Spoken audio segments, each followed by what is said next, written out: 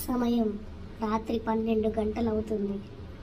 ఆ పాత ఇంటి చుట్టూ భారీ వర్షం పడుతోంది. ఆకాశంలో మెరుపులు మెరుస్తున్నాయి. ఇంట్లో మాత్రం భయంకరమైన నిశ్శబ్దం.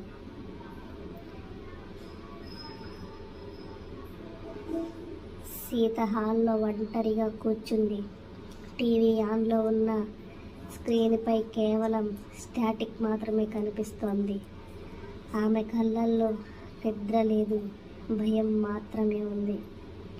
ఎందుకంటే 2 రోజుల క్రితమే ఆమె అమ్మ అనుమానాస్పదంగా చనిపోయింది. ఆ ఇంట్లో అప్పటి నుంచి ఏదో తేడాగా కనిపిస్తుంది.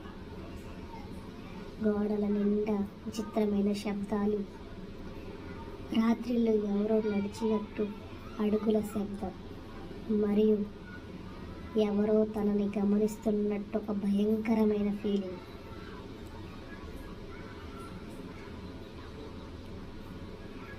సీత నీళ్లు తాగటానికి అప్పుడే పైకి లేచింది. అప్పుడు బయట నుంచి టక్ టక్ అని తలుపు దగ్గర నుంచి శబ్దం వినిపించింది.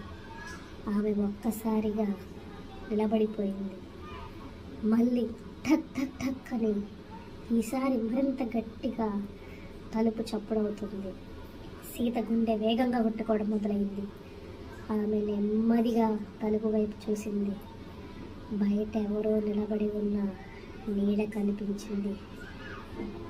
మెరుపు పడిన క్షణంలో ఆ నీడ కదలికలు కనిపిస్తున్నాయి.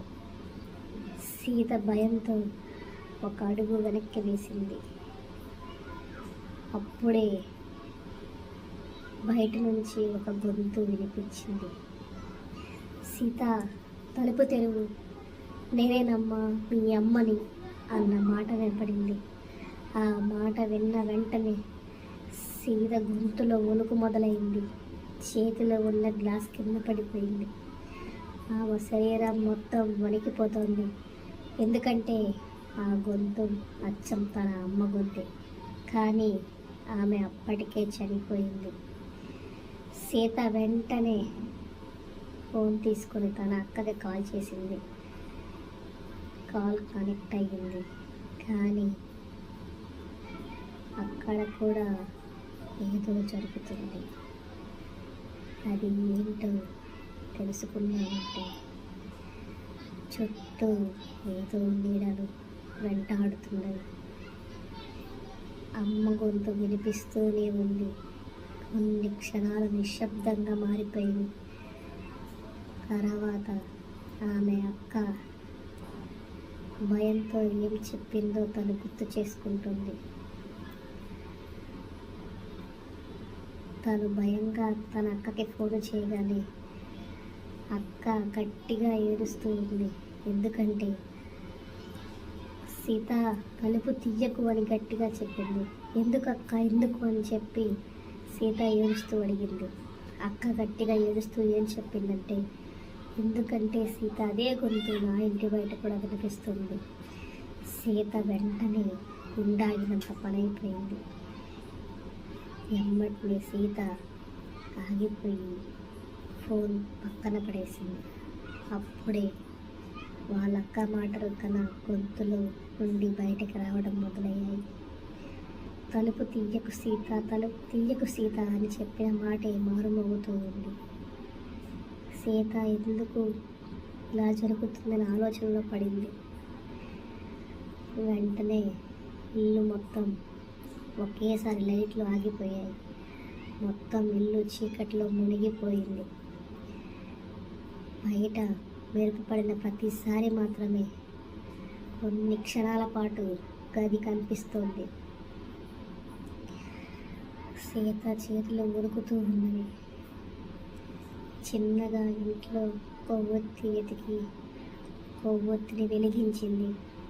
నెమ్మదిగా కారిడార్లో నడవడం మొదలుపెట్టింది.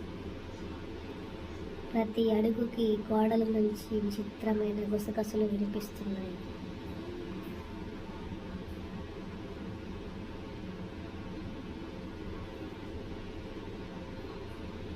ఆమె మెల్లగా నడుచుకుంటూ బాత్రూమ్ మిర్రర్ దగ్గరికి వెళ్ళింది.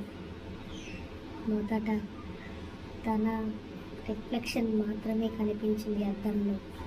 కానీ కొన్ని క్షణాల తర్వాత ఆమె వెనుక తెల్ల చీరలో ఎవరో నిలబడి ఉన్నట్టు కనిపించింది. సీత ఒక్కసారిగా వెనక్కి తిరిగింది. కానీ అక్కడ ఎవరూ లేరు. మళ్ళీ అద్దం వైపు చూసింది. ఈసారి ఆ రూపం మరింత దగ్గరగా వచ్చింది. పాలిపైన ముఖం, కళ్ళు పూర్తిగా నల్లగా ఉంది. ఆమె అమ్మలా కనిపిస్తుంది. సీత భయంతో కళ్ళు పడేసింది. అప్పుడే ముందు తలుపు నెమ్మదిగా దానంతట తాను తెరుచుకోవడం మొదలైంది. చల్లటి గాలి ఇంట్లోకి వచ్చింది. సీత భయంతో తలువైపు చూసింది. బయట ఎవరూ లేరు. కేవలం చీకటి మాత్రమే ఉంది. ఆమె నెమ్మదిగా తలుపు వేయడానికి ముందుకు వెళ్ళింది. కానీ అప్పుడే ఆమె వెనక నుంచి ఎవరో నెమ్మదిగా గుసగుసలాడినట్టుగా వినిపిస్తూ ఉంది. ఏమని మాట్లాడుతున్నాడంటే సీత అని. ఆమె గుండె ఆగిపోయినట్టు అయిపోయింది. అక్కడ తెల్ల చీరలో ఆమె అమ్మ నిలబడి ఉంది. కానీ ఆమె ముఖం మనిషిలాగా లేదు. నల్ల కళ్ళు, చిరికిన నోరు, అసహజమైన నవ్వు. ఆ రూపం నెమ్మదిగా దగ్గరికి వచ్చింది. సీత వెనక్కి వెళ్తూ ఏడవడం మొదలుపెట్టింది. తను చిన్నగా భయపడుతూ తన గదిలోకి వెళ్ళటానికి ప్రయత్నం చేసింది. ఆ దెయ్యం తనను వెంబడిస్తూ గదిలోకి వెళ్ళింది. ఆ దెయ్యం ఆమె చెవి దగ్గరికి రావటానికి ప్రయత్నం చేస్తుంది. తను మంచం మీదకి వెళ్ళి కూర్చొని ఆలోచనలో ఉంది, ఎవరు పిలిచారా అని. వెంటనే ఆ దెయ్యం చిన్నగా చెవి దగ్గరికి వచ్చి నెమ్మదిగా చెప్పింది, బయట ఉన్నది నేను కాదు అని.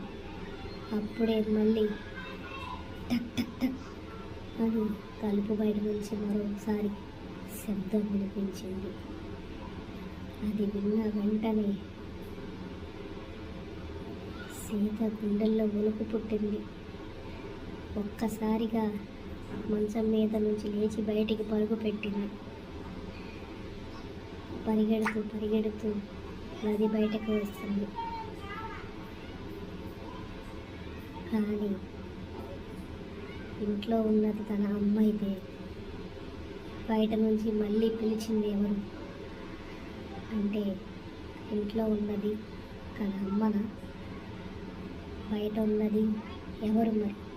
తనని వెంబడిస్తుంది ఎవరు? సీతకి ఏమై ఉంటుంది? తను ఆ రోజు రాత్రి తలుపు తీసిందా లేదా వాళ్ళమ్మ తనని కాపాడటానికి వచ్చింది అంటే బయట ఉన్నది ఎవరో ఆత్మ సీతని చంపటానికే వచ్చింది అని తన తల్లి తన కూతురి కోసం వచ్చి తన ప్రేమను చాటుకుంది. అలా అమ్మ దెయ్యమైనా కూడా తన కూతుర్ని కాపాడుకోవడానికి ప్రయత్నం చేసింది.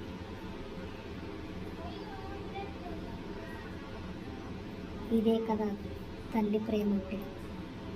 చనిపోయినా కూడా తన కూతుర్ని వెంబడించడం ఆపలేదు. తనతో నీడలాగా వెంటాడుతూనే ఉంది. తన ప్రాణాలని రక్షించుకుంది.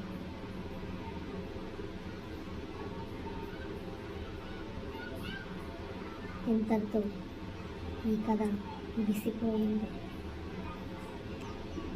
ఇలాంటి మరెన్నో కథలు కావాలంటే నా ఛానల్ని సబ్స్క్రైబ్ చేసుకోండి,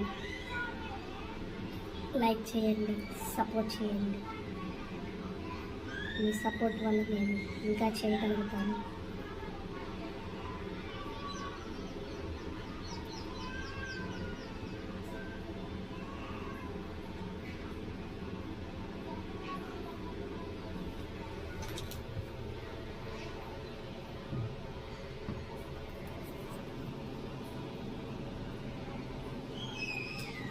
is Sirisha, all about Sirisha channel. Please subscribe and watch more horror stories.